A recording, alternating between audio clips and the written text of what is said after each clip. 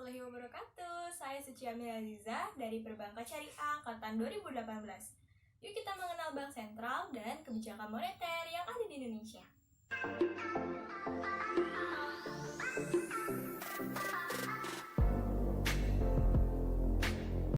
Dalam mengelola perekonomian suatu negara, pemerintah pasti mempunyai lembaga keuangan untuk mengatur perekonomian negara dan memiliki kebijakan ekonomi untuk mengendalikan perekonomian bangsa.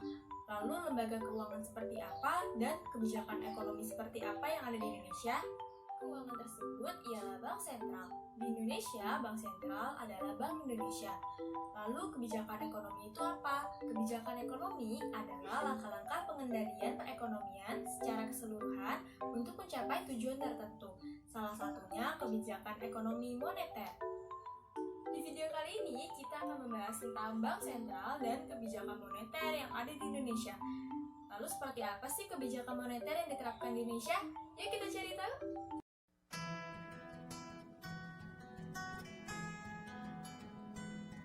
Pertama, kita akan membahas tentang sejarah Bank Sentral. Bank Sentral adalah lembaga keuangan milik pemerintah, berawal dari De Javasche Bank yang didirikan oleh Belanda pada 24 Januari 1828. Setelah Indonesia merdeka, bank tersebut dinasionalisasikan menjadi Bank Indonesia dan berada di bawah kewenangan pemerintah Indonesia. Terdapat 3 periode evolusi fokus dan tujuan Bank Sentral sejak awal berdirinya, yaitu era standar emas pada tahun 1840-an hingga 1914, di mana stabilitas harga dan keuangan relatif kurang terjaga.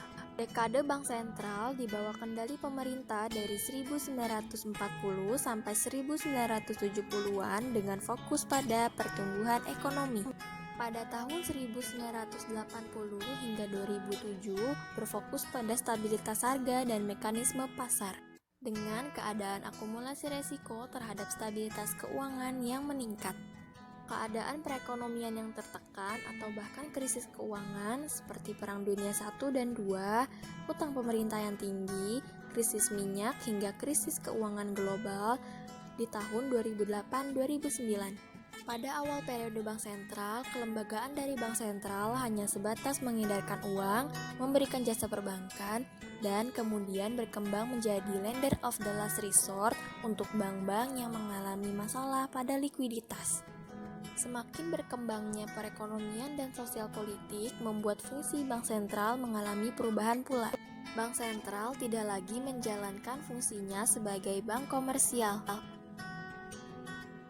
Pemerintah mengeluarkan Undang-Undang Nomor 23 Tahun 1999 tentang Bank Indonesia. Fungsi Bank Sentral yang sebelumnya mengedarkan uang yang mencakup tahap perencanaan, penerbitan, dan distribusi, seluruhnya telah berubah menjadi fungsi sesuai Undang-Undang Nomor 23 Tahun 1999. Melalui undang-undang ini, Bank Indonesia memiliki tugas yaitu menjaga dan memelihara stabilitas nilai rupiah.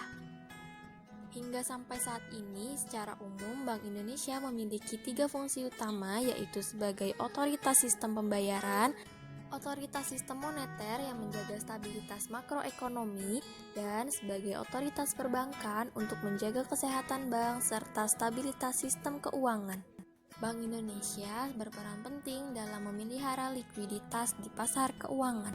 Dalam pelaksanaan tugas dan wewenangnya, Bank Indonesia dipimpin oleh Dewan Gubernur yang terdiri dari seorang gubernur sebagai pemimpin, dibantu oleh Deputi Gubernur Senior sebagai wakilnya. Masa jabatan yang berlaku bagi Dewan Gubernur adalah selama 5 tahun.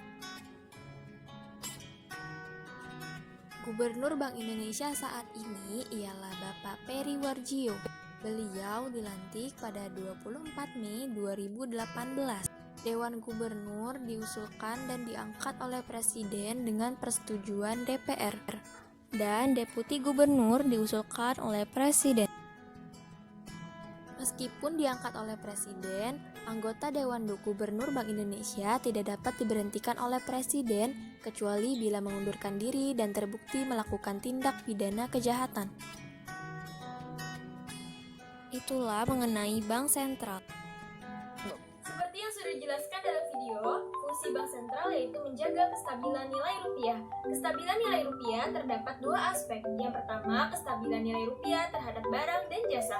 Yang kedua, kestabilan nilai rupiah terhadap mata uang negara asing. Kestabilan nilai rupiah barang dan jasa dapat tercermin dalam inflasi, sedangkan kestabilan nilai rupiah terhadap nilai mata uang negara asing tercermin dalam nilai tukar rupiah terhadap dolar atau mata uang negara asing. Selanjutnya, kita akan membahas tentang tugas Bank Indonesia. Yang pertama, menetapkan dan melaksanakan kebijakan moneter. Dalam hal ini, Bank Indonesia mengendalikan jumlah uang beredar agar tercipta kestabilan nilai rupiah terhadap barang dan jasa.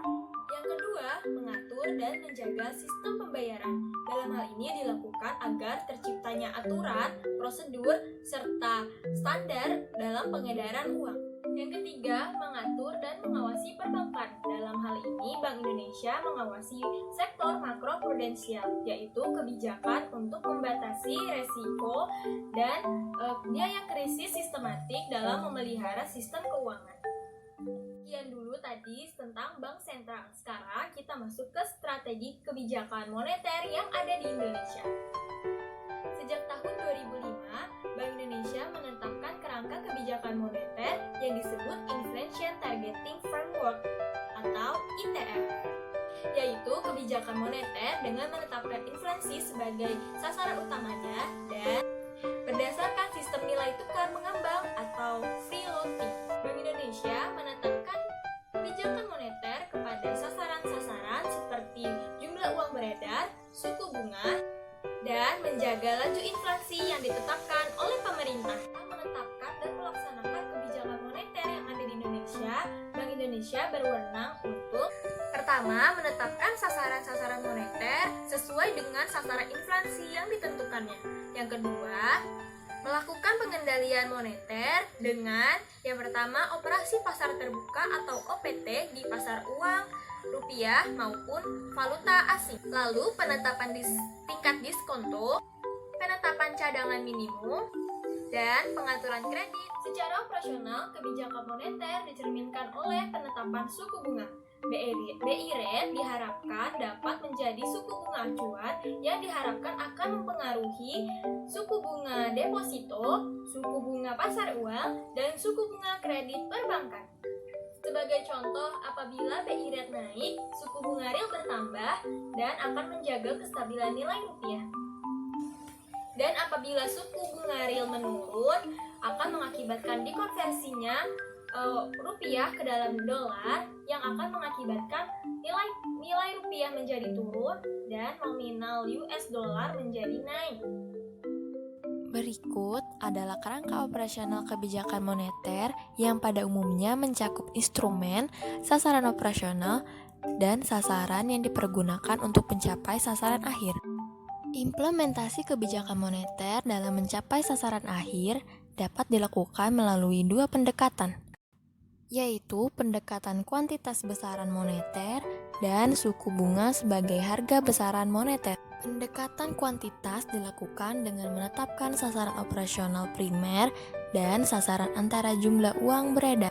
Sedangkan pendekatan berdasarkan suku bunga dilakukan dengan menetapkan sasaran operasional suku bunga jangka pendek pada tingkat tertentu.